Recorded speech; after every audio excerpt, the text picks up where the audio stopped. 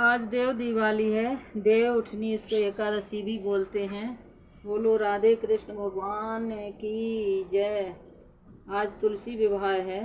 बोलो राधे कृष्ण भगवान की जय। दुष्टन ने पूछा श्री कृष्ण, मैंने आपके मुख से रमा का यथार्थ महात्मा सुना है। महानदक कार्तिक शुक्ल पक्ष में जो एकादशी होती है उसकी महिमा बताइए। भगवान श्री कृष्ण बोले, राजन, कार्तिक के शुक्ल पक्ष में जो एकादशी होती है उसका जैसा वर्णन लोकाश्रेष्ठ ब्रह्मा जी ने नारद जी से कहा था वही मैं तुम्हें बतलाता हूँ। नारद जी ने कहा, पिताजी, जिसमें धर्म कर्म प्रवृत्ति कराने वाले भगवान गोविंद जागते हैं उस प्रबोधनी एकादशी का महात्मा बतलाइए। ब्रह्मा जी बोले, मुनि श्रेष्ठ, प्रबोधनी प्रमोदनी एकादशी का महात्मा। ब्रह्मा जी बोले, मुनि श्रेष्ठ, प्रमोदनी महात्मा पाप का नाश, पुण्य की वृद्धि तथा उत्तम बुद्धि वाले पुरुषों को मोक्ष प्रदान करने वाला है। समुद्र से लेकर सरोवर तक जितने भी तीर्थ हैं वे सभी अपने महात्म्य की तभी तक गर्जना करते हैं जब तक कि कार्तिक मास में वे भगवान विष्णु की प्रमोदनी एकादशी प्रमोदनी तिथि नहीं आती है। प्रमोदनी एकादशी को एक ही उपवास कर लेने से मनुष्य 1000 अश्वमेघ तथा 100 राजसूय यज्ञ का फल पा लेता है। ब्राह्मण बेटा जो दुर्लभ है, जिसकी प्राप्ति असंभव है तथा जिसे त्रिलोकी में किसी ने नहीं देखा है, ऐसी वस्तु के लिए भी याचना करने पर प्रमोदनी एकादशी उसे देती है। भक्ति पूर्वक उपवास करने पर उस वृद्धि, बुद्धि, राज्य तथा सुख प्रदान करती है। मेरु पर्वत समान जो बड़े बड़े पाप हैं उन सबको यह पाप नाशनी प्रमोदनी एकादशी प्रमोदनी उपवास से भस्म कर देती है। पहले ही हजारों जन्मों में जो पाप किए गए हैं उन्हें प्रमोदनी की रात्रि जागरण रुई की ढेरों के समान भस्म कर डालता है। जो लोग प्रमोदनी एकादशी का मन से, ध्यान से तथा जो इसके व्रत का अनुष्ठान करते हैं उनके पितर नरक के दुखों का छुटकारा पा लेते हैं।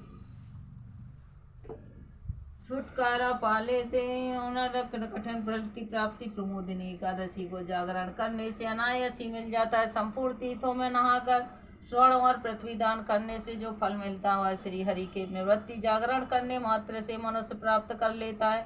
जैसे मनुष्यों के लिए मृत्यु अनिवार्य है उसी प्रकार धन संपत्ति मात्र से क्षणभंगुर है।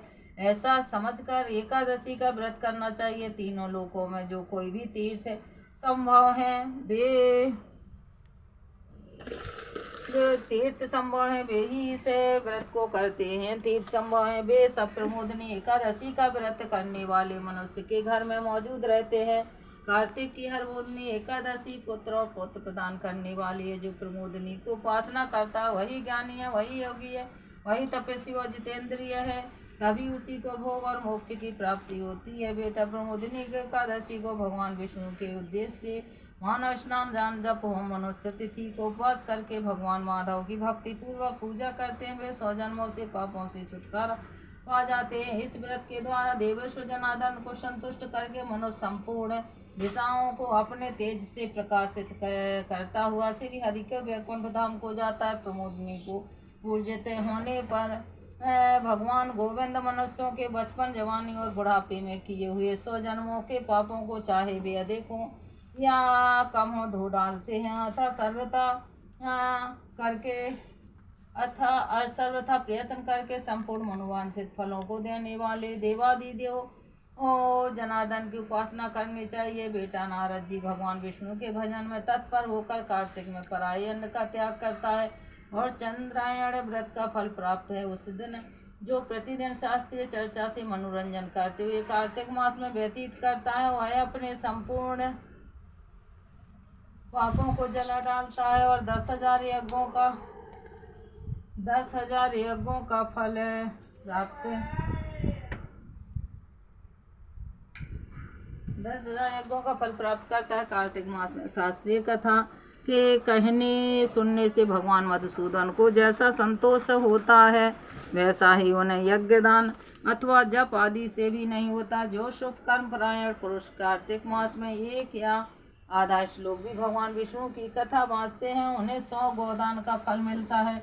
महामुनि कार्तिक में भगवान केशव के सामने शास्त्र का ऊपर स्वाध्याय तथा श्रवण करना चाहिए। मुनि श्रेष्ठ जो कार्तिक में कल्याण प्राप्ति लोभ से श्रीहरि की कथा का प्रबंध करता है, वह अपनी 100 पीढ़ियों को तार देता है।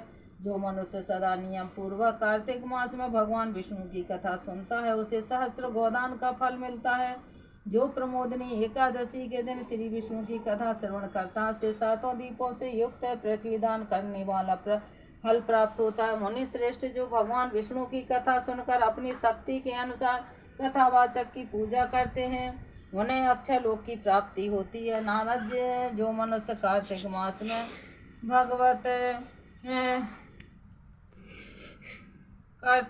में भगवत संबंधी गीत और शास्त्रीय विनोद के द्वारा समय बिताता है, उसकी पुनरावृत्ति मैंने नहीं देखी है। मुनि जो पुण्यात्मा पुरुष भगवान के समक्ष गान नृत्य वाद्य और विष्णु की कथा करता हुआ तीनों लोकों के ऊपर विराजमान होता है।